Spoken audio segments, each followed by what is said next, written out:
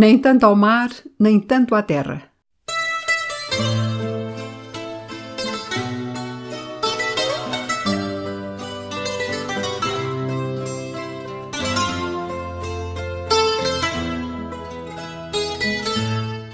Temas avulsos de história, arte e literatura. Fui um dia até à praia para ver as ondas do mar. Fui um dia até à praia para ver as ondas do mar. Teve lugar na passada segunda-feira, dia 20 de março deste ano, uma cerimónia religiosa em memória de Dona Maria I, falecida no Brasil precisamente nesse dia, ou seja, na passagem entre o dia 19, a noite de 19 de março de 1816 e concretamente falecimento no dia seguinte, 20 de março, que é a data que é assinalada. Então dizia que na freguesia da Estrela, onde está situado o convento Basílica, também chamada por Basílica da Estrela, dedicado ao Sagrado Coração de Jesus, que a rainha tinha mandado edificar em seu tempo,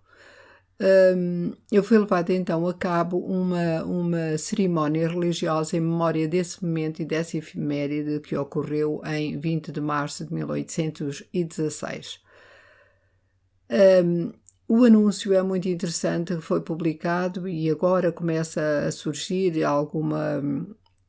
cerimónia, já não é a primeira, já quando foi os 200 anos da sua morte, portanto no ano de 2016, foi feita uma cerimónia no mesmo lugar e agora a Junta de Freguesia, e eu não sei se em anos anteriores já o teria feito, mas pelo menos este ano tenho a certeza, a Junta de Freguesia da Estrela, em colaboração com a Paróquia da Lapa, fez um convite geral à população, naturalmente, em que diz que tinha a honra de convidar portanto, nesta comunidade para um momento único e histórico, que convidava, portanto, a assistir ao concerto Requiem de Dona Maria I, composto por Marcos Portugal para as exéquias da Rainha Dona Maria, precisamente ali no Brasil. Marcos Portugal, nessa altura, encontrava-se lá e foi, porque era músico da Capela Real, oficialmente encarregado de o compor. Neste concerto, diz o anúncio, este concerto, aliás, seria executado pela Orquestra Filarmónica Portuguesa e pelo Coro Sinfónico Lisboa Cantate, com a direção do maestro Osvaldo Ferreira. Porque é que eu torno a este assunto relativamente à efeméride da morte da rainha? Porque lembrei-me de o assinalar também aqui nestas minhas pequenas palestras para o público interessado, meu seguidor, que não certamente tem interesse nestes pormenores, dado que tenho dedicado a estudar, ou estudei já alguma coisa sobre a vida de Dona Maria I, e um dos aspectos mais focado no meu trabalho é precisamente o culto ou a devoção ao Sagrado Coração de Jesus, que a Dona Maria teve o cuidado e o mérito de mandar edificar e portanto, o convento que lhe foi dedicado, onde foi esta cerimónia agora realizada, mas também as bulas e toda a documentação eclesiástica necessária a partir de Roma para que se desse a nível, neste caso nos domínios portugueses, o sentido da universalidade que ela pretendia dar a este culto, e isso é tratado por mim, nomeadamente no livro que é dedicado O Reinado do Amor. Aí aparece toda todo o envolvimento da ereção deste convento e de toda a ideia que anda à volta dele, como já tem sido explicado. O que é que me interessava aqui destacar é que provavelmente os seguidores brasileiros não saberão, mas ficam a saber, porque era esse o meu interesse, era dar a conhecer as fontes que descrevem, portanto, tudo aquilo que envolve o falecimento desta soberana aí no Rio de Janeiro. E também quais são as fontes que o fornecem. Eu diria que a mais importante de todas, embora as notícias tenham saído nas gazetas do Rio de Janeiro, de Portugal, e tenham nas cidades, portanto, dos vários estados do próprio Brasil, sido efetuadas cerimónias relativas a este falecimento real, e também, inclusive, cerimonial que se alongou às terras do Oriente, enfim, há fontes diversas de tudo aquilo que passou quando a notícia constou, e naturalmente aqui em Lisboa pela Gazeta desse nome, portanto, a Gazeta de Lisboa. Porém, a fonte fidedigna, não só fidedigna, mas quer dizer, mais próximo do que estava a acontecer, do que estava a acontecer ou do que aconteceu, é o relato ao qual eu tenho dado muita importância, por ser do cronista, podemos dizer cronista-mor no sentido antigo, e é o último cronista da corte, tanto quanto eu sei, com essa função, portanto, escrito pelo padre Luís Gonçalves dos Santos, que ficou conhecido pelo padre Perereca. Portanto, e a obra chama-se Memórias para servir a história do Reino do Brasil, dividida em 3 épocas. Neste caso, no tomo 2, aparece-nos a descrição muito completa de todo este cerimonial à volta tanto do falecimento como dos sufrágios, e a descrição de todas as etapas que percorrem a situação ao longo do mês, desde o dia do falecimento ou no dia imediatamente a seguir, e tudo aquilo que envolve, de facto, este cerimonial, não há outra palavra, o cerimonial dos funerais reais. O que eu constato, e que poderá ser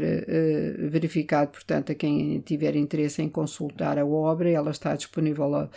online, pelo título que acabei de dar. O que acontece é que tudo aquilo que se pode aqui ler acompanha de muito perto aquilo que era a tradição portuguesa desde sempre. E tenho presente neste momento, como referência principal, o próprio cerimonial que foi realizado na altura do falecimento de Dom João V. Há todo um conjunto de elementos que vale a pena conhecer, sobretudo até em termos de arquitetura e história da arte e também de música. E além do cerimonial religioso, com todos os seus momentos, dentro de um tempo lento, de um tempo próprio, executado tanto pelos representantes da Igreja, como também pela nobreza de Portugal, incluindo naturalmente, e em primeiro lugar, a própria família real. Assim, muito rapidamente, diria que nós encontramos, portanto, passo por passo essa descrição, as preces, as solicitações públicas antes do próprio falecimento da soberana, o que aconteceu logo que Sua Majestade expirou, as cerimónias de beijamão e encerramento do real cadáver nos 3 caixões, a descrição do ornato do salão de depósito, etc., ofícios e outros sufrágios que ali se fizeram, a última encomendação a que assistiu ao Rei Nosso Senhor, a ordem em que se conduziu o real cadáver para o Cós, as tropas que se postaram em alas desde o Paço até ao Convento da Ajuda, e aqui convém dizer que foi no espaço do Convento da Ajuda, do Rio de Janeiro, que foram depositados os restos mortais de Dona Maria I, onde já se encontrava também sepultada a sua irmã, a infanta Dona Mariana, que também faleceu no Rio de Janeiro algum tempo antes. A intenção de não construir, e agora é um parêntese, nenhum memorial específico, como tinha acontecido, por exemplo, com o infante Dom Pedro Carlos, que faleceu também no Rio de Janeiro. Aliás, foi a primeira figura real que faleceu no Rio de Janeiro, em 1812, que é marido, portanto, um jovem marido de Dona Maria Teresa de Bragança, a filha primogênita de Dom João VI. Teve realmente um mausoleu que ainda hoje se encontra no Rio de Janeiro. salvo erro, no convento do Carmo, com a ideia de ficar, e ficou definitivamente aí no Rio. O que acontece, no entanto, na relação e na diferença é que a intenção foi aquilo que depois se vai verificar, era de que o corpo, em dada altura, pudesse, ou restos mortais, melhor dizendo, de Dona Maria, assim como de sua irmã, viessem para Portugal. E tinha justificação, por um lado, porque Dona Maria I veio a repousar com um cerimonial idêntico quando a corte regressou depois a Lisboa, muito próximo daquilo que tinha sido, embora não tão ostensivo, evidentemente, também não era necessário, mas que foi a trasladação dos ossos desde, portanto, o seu desembarque, aqui em julho de 1821, juntamente com os da irmã, que foram repousar nos devidos lugares. Portanto, Dona Maria I na sua basílica, onde se encontra hoje, sim, portanto, na arca tumular em sua memória, que podem ver as pessoas que visitam esse convento em lugar próprio, e a irmã que foi portanto, cujos restos foram depois ser depositados num seu convento, o convento do Desagrado, que tinha sido mandado construir por ela, Dona Mariana de Bragança. Ora bem, posto este pormenor, que provavelmente terá o interesse que tem, mas para que não passe despercebido que estas coisas não ocorreram a um canto e que sim, que tiveram um cerimonial de toda a pompa e circunstância de acordo com a própria realeza e as tradições. Aqui nós, se entrássemos na descrição em termos até estéticos e artísticos, portanto, toda a arte, a arquitetura efêmera, o que foi construído, de que maneira que cada um dos elementos aparece aqui muito bem descrito, tem também que ser considerado a honra que foi feita ao Rio de Janeiro, porque, enfim, é uma honra em que todas as classes sociais, se assim se pode dizer, estão presentes, que são convidadas a entrar, cada um no seu devido lugar, o acompanhamento que se faz, a estética, como eu dizia, que envolve toda uma arquitetura efêmera para este cerimonial religioso e fúnebre. E é por isso que aparece então, além portanto, da tropa, não é? Dos militares que acompanham e fazem alas desde o Paço até ao Convento da Ajuda, temos depois a descrição do real enterro.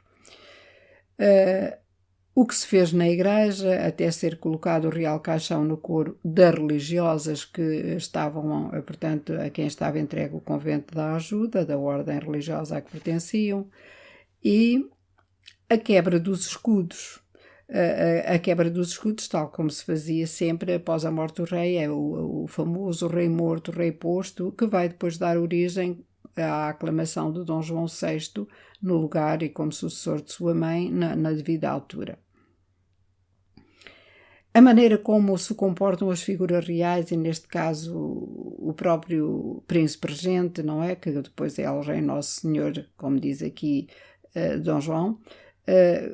como é que ele vai visitar no 9º dia o túmulo da sua augusta mãe e as grandes exéquias que foram executadas na Real Capela, além, como eu estava a dizer, da descrição do mausoleu e do ornato do templo.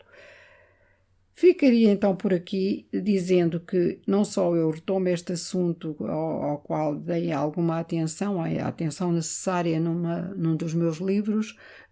cujo título é Andorinhas e Sabiás, os casamentos em Espanha das filhas de Dom João VI, portanto que ocorreram precisamente nesse ano da morte de Dona Maria e que por causa da saída, e a saída que estava prevista, aliás, das infantas para a Espanha, porque casaram em Espanha com 2 irmãos, cada uma delas com um deles, não é? Naturalmente, Dona Maria Isabel com Fernando VII e Dona Maria Francisca de Assis com Carlos Maria Isidro. Essa partida foi adiada por algum tempo, precisamente porque coincidia a data da saída aí do Rio de Janeiro, precisamente com o dia que veio a ser, enfim, por infeliz coincidência, o da morte da rainha. Trato disso aí, portanto, dizendo quais são as fontes, mas uma delas que também é interessante focar é a obra de Luís Joaquim dos Santos Marrocos, que são as Cartas do Rio de Janeiro entre 1811 e 1821. Estas cartas são muito interessantes pela descrição do seu dia-a-dia do Rio de Janeiro nas missivas que são enviadas por Luís Marrocos para Portugal, para Lisboa, para seu pai. Tanto o pai tinha sido bibliotecário da Biblioteca da Real, Biblioteca da Ajuda, ainda no tempo da família real em Portugal, e depois o filho é este Luís Marrocos, que irá acompanhar toda aquela documentação, toda a informação necessária, não só no ponto de vista diplomático para consulta, como tratados e outras importantíssimas documentos, que alguns dos quais acabaram por ficar no regresso da família real, ficaram aí no Rio de Janeiro. Além do padre, então, Parareca, de quem eu me servi pela sua descrição relativamente àquilo que acabo de referir. Ainda que o assunto não seja muito agradável, porque sempre se está a tratar de um falecimento, mas por toda esta grande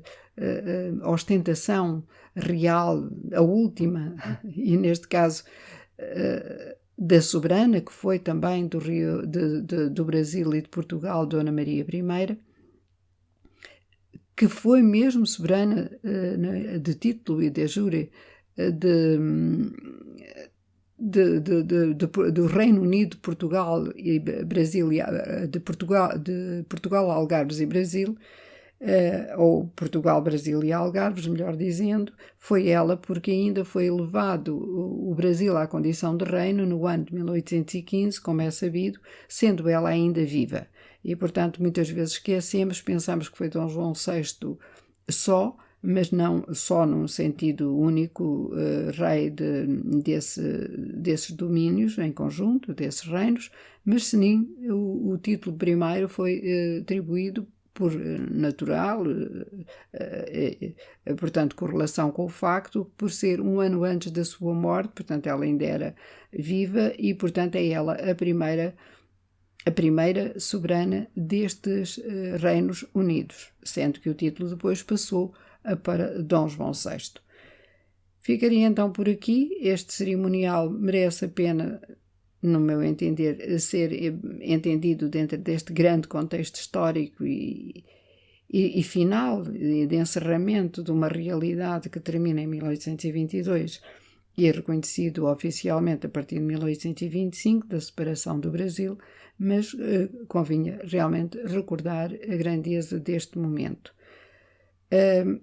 Para concluir, eu deixarei a indicação dos links, para quem tiver interesse em ouvir, neste caso do link do Requiem de Marcos Portugal, que foi cantado aí, portanto, nas cerimónias fúnebres, nos momentos certos, porque, enfim, não é tudo no mesmo dia, como acabei de dizer, é ao longo de um mês que decorrem as cerimónias, cumprindo, portanto, todo um calendário litúrgico e sufragista, de sufrágios,